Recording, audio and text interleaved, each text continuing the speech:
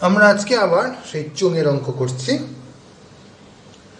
এখানে অঙ্কটা হচ্ছে একটা জাহাজের খোলে 220 কিলো লিটার মানে 220,000 লিটার জল ঢুকেছে। সেটা বার করার জন্য একটা পাইপ লাগানো হয়েছে। সে পাইপটা হচ্ছে 20 সেন্টিমিটার ব্যাসের পাইপ। পাইপ যখন, তার মানে ওটা একটা চোঙের মতন জিনিস। জল তাতে বেরোচ্ছে মিনিটে 350 মিটার।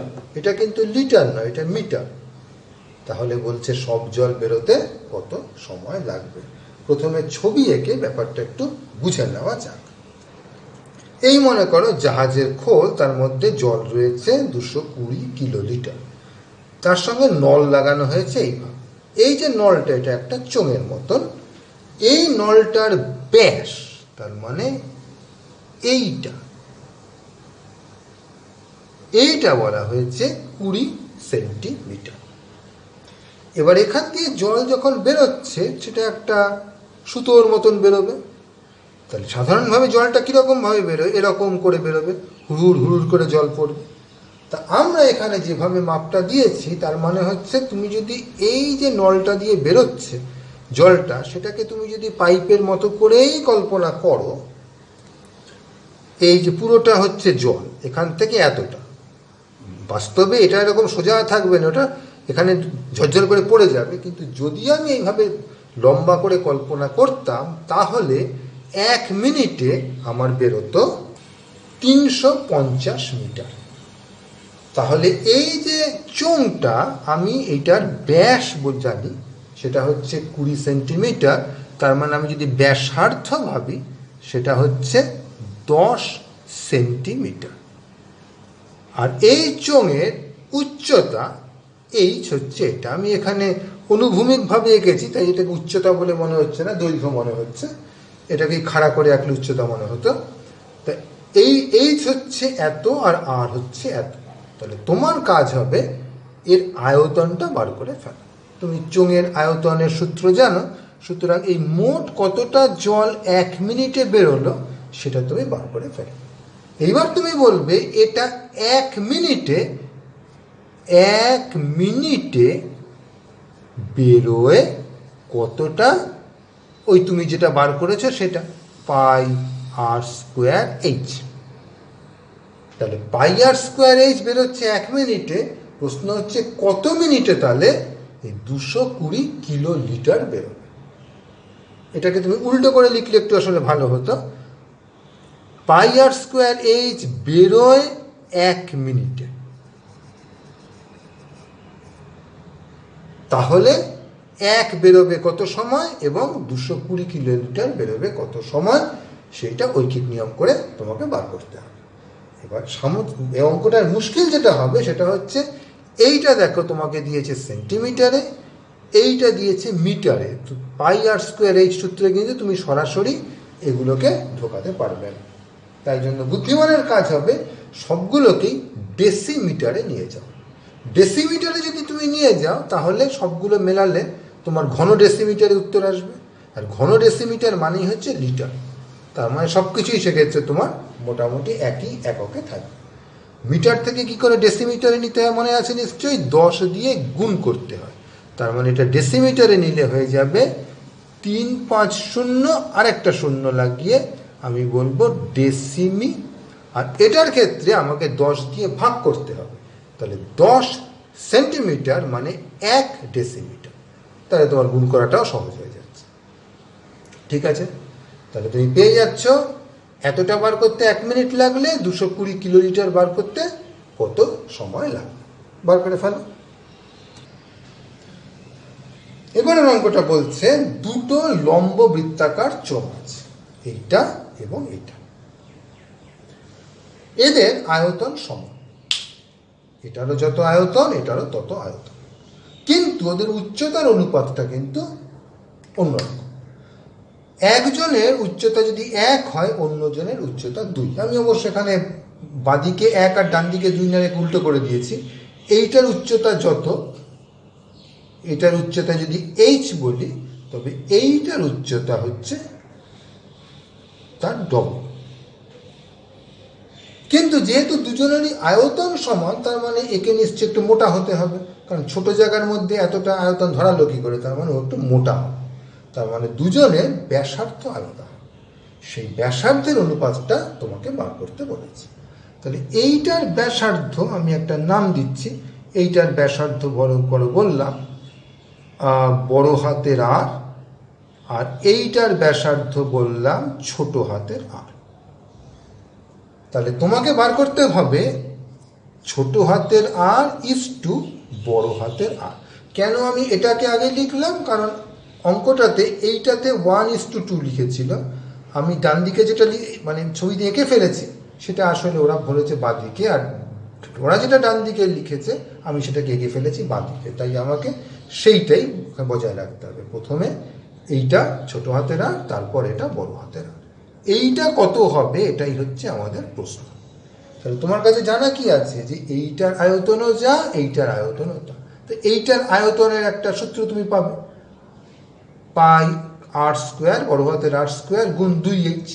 এটারও তুমি আয়তনের সূত্র জানো। এবার দুটোকে কি করো, সমান করে দাও, এটা সমান এটা, তাহলে দেখবে এইচ দুদিক থেকে কেটে যাচ্ছে, সব কিছু কাটাকাটি হয়ে চমৎকার আর এবং আর এর একটা তুমি অনুপাত পাচ্ছ, সেটাকে লিখে দিলেই চলবে।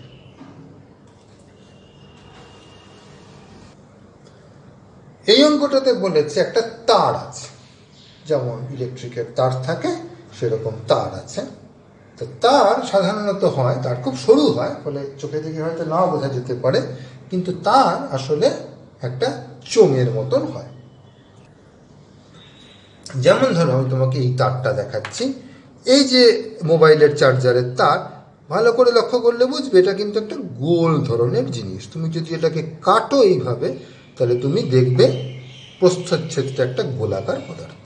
তাহলে এখানেও আমরা চোঙের সূত্র ব্যবহার করতে পারব। বলেছে তারের প্রস্থচ্ছেদের ব্যাস, মানে এটা 50% কমানো হলো, মানে তারটাকে সরু করা হলো, কিন্তু আয়তন অপরিবর্তিত রাখা হলো। মানে এটা যদি ধরো তামার তৈরি তার হয়, তাহলে এটাতেও যতটা তামা আছে এটাতেও ততটাই তামা আছে। তাহলে দৈর্ঘ্যটা বাড়াতে হবে, কারণ এদিকে যখন সরু করলাম ওই বাড়তি যে তামাটা সেটা যাবে কোথাও, ওটা লম্বা হয়ে যাবে। তাহলে প্রশ্নটা হচ্ছে এর দৈর্ঘ্যটা কত শতাংশ বাড়াতে হবে। এখন এটা মূলত হচ্ছে শতকরার অঙ্ক। তাহলে কোনো কিছুকে 50% কমানো বলতে কি বোঝায় সেটা একটু চট করে মনে করে নেওয়া যাক। যদি আমার মূলটা থাকে 100, তবে সেটা কমে কত হবে, ছিল 100, প্রতি 100কে আমি 50 কমালাম, তাহলে কমে হবে 100 বিয়োগ 50 মানে 50। তাহলে 100 হয়ে যাবে 50। তাহলে তোমাকে বলতে হবে 1 হয়ে যাবে কত, 50/100, আর তোমার গোড়াতে যা ছিল তার উপরে করতে হবে, মানে সোজা কথা অর্ধেক হয়ে যাচ্ছে। তাহলে এইখানে ব্যাস কত আমাকে তো সেটা কিছু এখানে বলে দেয়নি, আমি ধরে নেব। আমি সাধারণত আমরা ব্যাসার্ধ নিয়ে কাজ করতে ভালোবাসি, তাই এটাকে আমি বললাম আর। ব্যাস যদি অর্ধেক করে তবে ব্যাসার্ধ আরও অর্ধেক হয়ে যাবে, সুতরাং আর তাহলে কত হবে সেটা তোমাকে বার করতে হবে, খালি ওই ঠিক নিয়ম করো। তাহলে যেটা পেলে সেইটা হচ্ছে এখানকার ব্যাসার্ধ। এবার গোড়াতে আমার কিছু একটা দৈর্ঘ্য ছিল, সেটা আমাকে বলে দেয়নি। ধরো দৈর্ঘ্য ছিল h, আর এর পরে যে দৈর্ঘ্য হলো সেটা হয়তো নাম দিলাম বড় হাতের h। তাহলে তুমি করবে কি, এইটার আয়তনটা লিখবে। এটার আয়তন তুমি জানো, এটা তো চোঙের সূত্র, এর আয়তন হচ্ছে পাই আর স্কোয়ার h, আর এইটার আয়তন হচ্ছে পাই। এবার আর এর জায়গায় তুমি যেটা পেয়েছো সেই জিনিসটা, এইটা আমি প্রশ্ন চিহ্নই দিয়ে রাখলাম, তুমি যেটা বার করে বসাবে সেটা গুণ এই বড় হাতের h। এটা হচ্ছে আগেকার আয়তন, এটা এখনকার আয়তন, কিন্তু বলে যে আয়তন অপরিবর্তিত রাখতে হবে, তার মানে এই দুটো নিশ্চয়ই সমান হবে। এবার পটাপট করে পাই কাটবে, এটা কাটবে, ওটা কাটবে করে তুমি দেখবে বড় হাতের এইচটা বেরোবে ছোট হাতের এইচ ব্যবহার করে। আবার তোমাকে একটা শতকরা অঙ্ক করতে হবে, কারণ তোমাকে উত্তরটা আবার শতাংশে চেয়েছে। তাহলে এইচটা পেয়ে গেলে এইচটা কিন্তু ছোট হাতের এইচ দিয়ে পাবে, তাহলে তুমি দেখবে কতটা বাড়লো। বাড়ল হচ্ছে এইচ বিয়োগ এইচ। তাহলে ছিল আমার ছোট হাতের এইচ, এটা একটু ভালো করে লিখি, ছিল ছোট হাতের এইচ, তাতে বেড়েছে এতটা।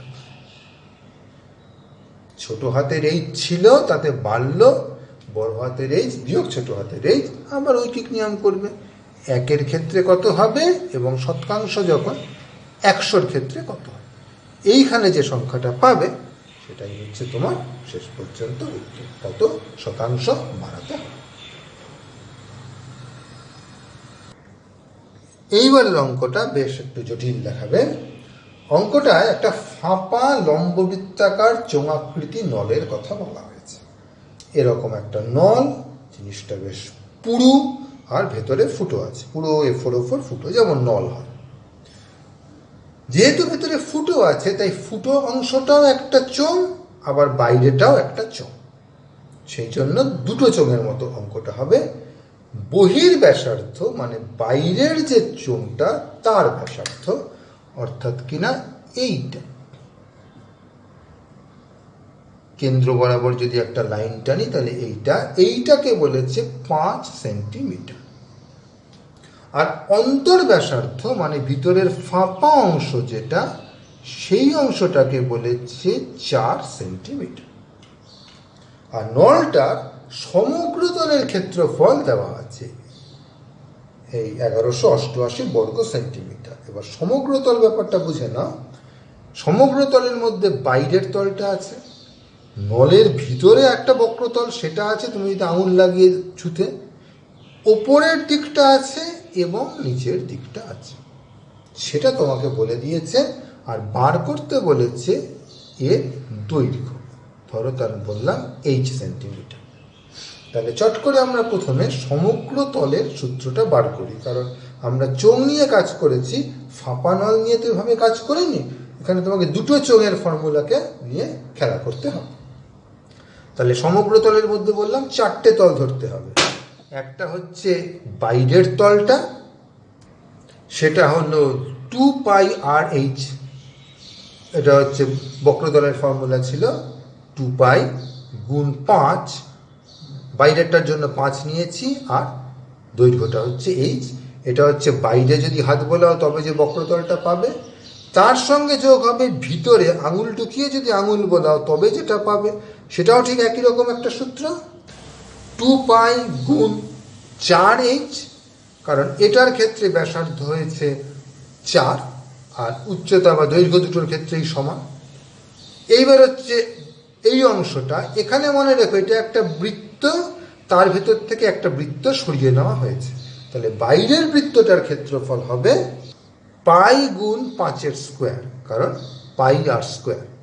সেটা থেকে তুমি বাদ দেবে ভিতরেরটা, কারণ এখানটা তো ফাঁপা, তাহলে এখান থেকে আমি বাদ দেব পাই গুণ 4-এর স্কোয়ার।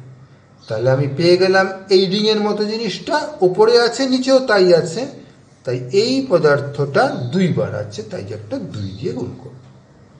তাহলে পুরোটা হচ্ছে এটা যোগ এটা যোগ এটা, এই 3টে জিনিস যোগ হয়ে সেইটা তোমাকে বলা আছে 1188। আমাদের এই অঙ্কে ভাগ্য ভালো যে এখানে একক নিয়ে লাফালাফি করেনি, সবকিছু একই এককে দিয়েছে, সেন্টিমিটার, এটা তাহলে বর্গ সেন্টিমিটার। এইবার তুমি যদি এটাকে সমীকরণ হিসেবে তো দেখো, তাহলে একটাই অজানা রাশি আছে এইচ, সেটা বেরিয়ে যাবে এবং সেটাই তোমার উত্তর হবে।